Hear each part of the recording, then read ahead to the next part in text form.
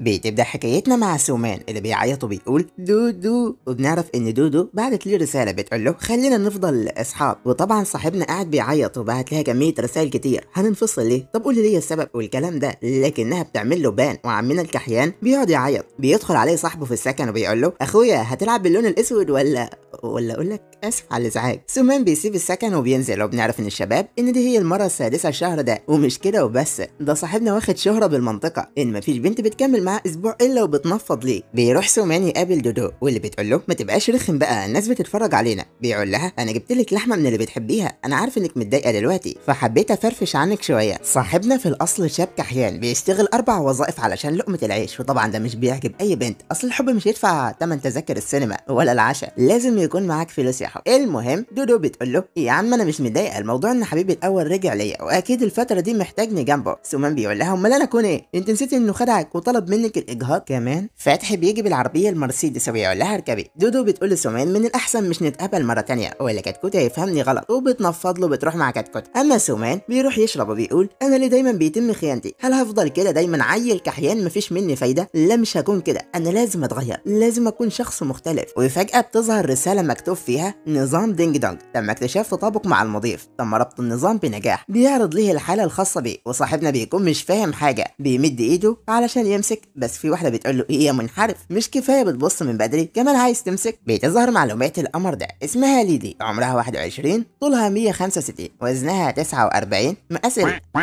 استغفر الله معلش بس هو اشترى النظام ده منين؟ المهم النظام بيقول له لو قدرت تخلي تفضيل المرأة دي ليك 95 فالنظام هيخليها معجبة مخلصة من الدرجة الأولى بيه. صاحبنا بيكون مستغرب من النظام، خصوصا إن النظام بيديه مبلغ علشان يصرف على البنت علشان يفوز بالتحدي. لو مش مبلغ صغير، ده مبلغ أنا ما اتعلمتش نطق الرقم بالمدرسة بصراحة، يعني بلاش أوفر قوي، 90 مليار. هتسألني وتقولي هو فيه نظام بيدي المبلغ ده؟ هقول لك المخرج عاوز كده. النظام بيقول له ايوه حاطين 90 مليار من الذهب في البطاقة البنكية بتاعتك، لكن ما تقدرش تصرف منها الا على الحريم يا فتحي. ولو نجح المضيف في المهمة وخلى البنت تقع في دباديبه هياخد البنت وعشر المبلغ هيكون خاص بيه هو، يقدر يصرف براحته. صاحبنا مش متفاجئ ولا حاجة، اصل هو قارئ ويبتون برضه. بيقول خلينا نجرب مع البنت دي. بيقول لها انا اسف يا جميلة، زعلانة ليه؟ بس خلاص انا هدفع ثمن مشترياتك النهارده. النظام بيربط بالاخت ليلي، فالاخت ليلي بتقول له انت بتتظاهر انك شخص غني، هل عندك القوه علشان تدفع اصلا؟ الكل في المكان بيكونوا بيتكلموا عنها وانها مشهوره جدا بسبب جمالها، ومش كده وبس، اي راجل بتروح معاه بتخليه يشيل الليله. في مره خلت واحد دفع 30,000 يوان. سومان بيقول لها ما مش هنعرف غير لما نجرب، ايه رايك؟ بتقول له قشطه، انا عايز اعزم الصف كله النهارده. بتكلم نفسها وبتقول لابس ملابس شحاتين، بتحاول تغزل البنات، انا خليك تجرب شعور الحرج، وهي متعرفش ان البطل مشاعره مجرده اصلا، وتنفض له 6 مرات الشهر ده. لكن ده كان زمان، اما الان ظهر المليونير مان، الولد الجنتلمان، حول لها 50,000 يوان، عمل قلق بالمكان. تحسه اعلان بيقول لك سيبكم من اللي فات، الان خلينا نعدل شهرة سومان من الولد المهان الى البليونير مان سومان. اخوكم شاعر برضه، ايه رايكم؟ المهم بعد ما بيصدم بيقول لها يا ترى عندك سناب نكون اصحاب؟ ليلي بتكون مصدومه لوحدها اصلا، بتقول هل هو غني من الجيل التاني؟ بتقول له سيبك من السناب وتعالى واتساب، بس خلينا في المهم دلوقتي، تعالى نروح مكان مع بعض. بتقول له ما تفهمنيش غلط، انا بس عايزه اشوف صدق موقفك. صاحبنا هادي بيقول لها ولا يهمك، نروح مكان من نروح، كله لاجلك يا قلب الروح. وبينما هما بالمول بيسمع صوت دودو. ليلي بتقول له دي حبيبتك السابقه ولا ايه؟ شكلي جيت بوقت غلط. بيقول لها لا ده انت جيتي بوقتك بالضبط. ليلي بتسال الموظفه هل لسه فاضل منتج مبيعات الربيع؟ بتقول لها فاضل واحد بس، لكن للاسف مع الانسه دي. ودودو بتكلم نفسها وبتقول سومان مثابر جدا، مش مشكله خلينا اوضح ليه الفرق بينه وبين كتكوتي. بتقول له بيبي عيد ميلادي قرب وحلوه الشنطه دي. بيقول لها بس عيد ميلادك عدى من فتره. بتقول له ده كان بالتقويم الميلادي، وفي ناس عندها اعياد ميلاد بالتقويم الهجري كمان. بيقول لها انت عارفه ان اكتر حاجه بكرهها هي البنات الماديات، فانت مش منهم صح؟ دودو بتنصدم. ليلي بتقول لها بعد اذنك،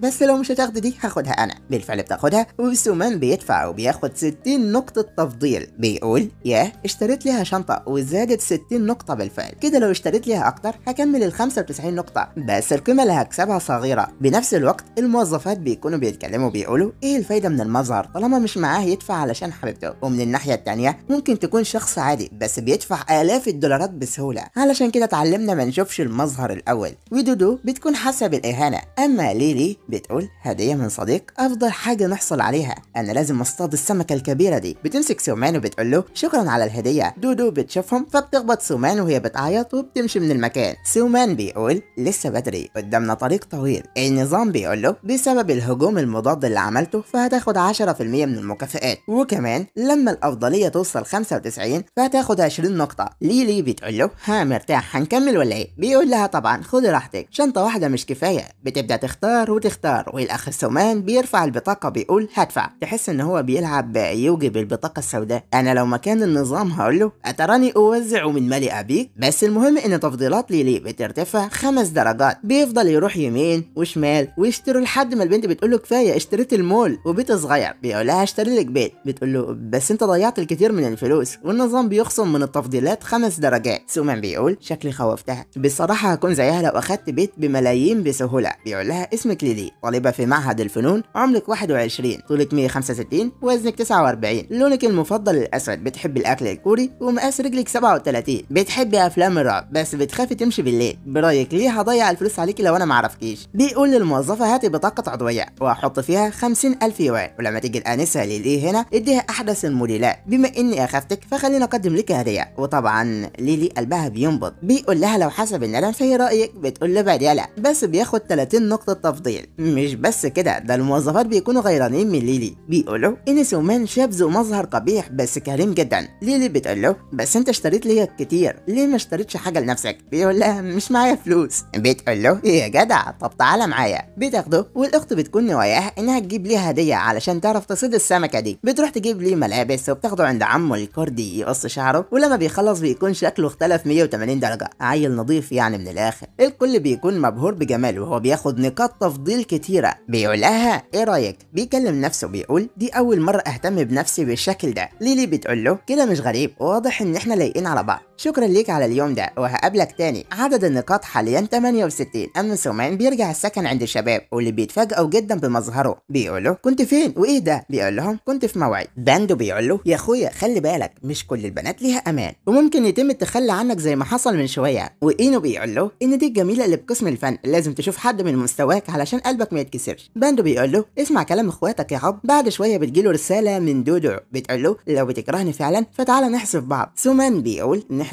لسه انا محتاجك علشان نقاط الاعجاب. بيقول لها ازاي بس انت دايما مميزه بقلبي. بتقول له انا اضطريت اروح مع فتحي علشان امي تعبانه ومحتاجه 50,000 يوان علشان المصاريف الطبيه. اخوكم الملياردير سومان بيبعت لها ال 50,000. عمتكم دودو بتنصدم انه بعت المبلغ ده بالفعل. والبنت التانيه بتقول لها هل فتحي بعت لك ال 50,000؟ بتقول لها لا، ده رفض يشتري ليا شنطه. ده سومان. بتقول لها انت مش اتخلصت منه؟ هل الغبي ده غني للدرجه دي؟ ودودو بتسال نفسها هل غلطت لما اتخلصت منه؟ بتفضل تبعت ليه رسائل ممحونه زي انها جعانه، انها تعبانه، وبعدين بتنكد وبتقول مين اللي اشتريت لها شنطه؟ بس عمكم سومان تقيل برضه ومش بيرد على رسائلها اصلا. بيقول احسن مكان اصرف فيه فلوس على النسوان هو البث المباشر. بيدخل التطبيق وبيلاقي واحده فاتحه لايف وبتقول كبسوا كبسوا. جماعه التيك توك دول عارفينهم انتوا؟ عارفهم انا برضه. المهم يوان بيضحك وبيبعت ليها صواريخ كتير. طبعا البنت بتكون مصدومه لان ده مبلغ كبير جدا.